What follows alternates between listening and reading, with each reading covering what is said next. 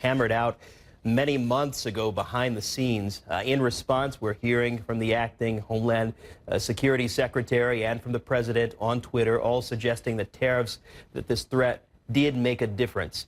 Do you think it really put pressure on the negotiations, or was this more or less political theater? It's very difficult to tell at this point. Let's be honest, the New York Times has issued a tweet this morning standing by its reporting. You're clearly seeing a disconnect, however, between what it is that the Times is saying and what the White House is saying. And one of the reasons this is so difficult to get an accurate read on, of course, is that we have a White House that seems very, very happy to almost legislate by tweet. When you are relying upon the president's tweet-by-tweet account for what is or isn't going on, makes it very, very difficult to get an accurate read and give a fair assessment on either side, quite frankly.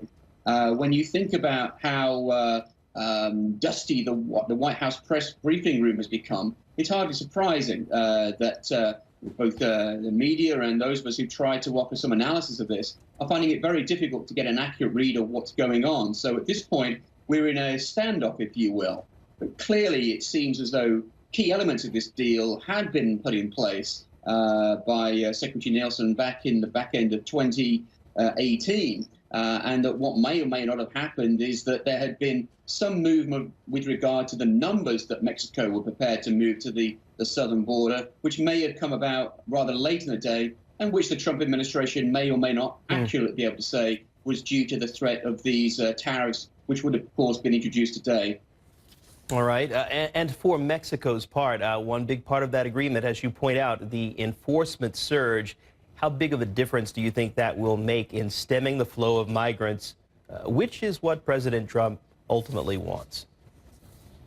Well, of course, this was what the American administration were pushing for. Mexico have made the right noises about moving those troops to their southern border to try to prevent the flow of migrants into Mexico and then potentially onto the United States. Certainly when you see the numbers of some of the individuals who are making that move across the U.S. southern border, the White House must be hoping that this has an impact. Very clearly, this is an administration which is putting its stock into preventative measures, putting physical borders between people, be they troops or walls, rather than trying to go the other route, which of course might be to address the causes of migration. So this will be a test case, I think, for this administration and its relationship with the Mexican government at this time.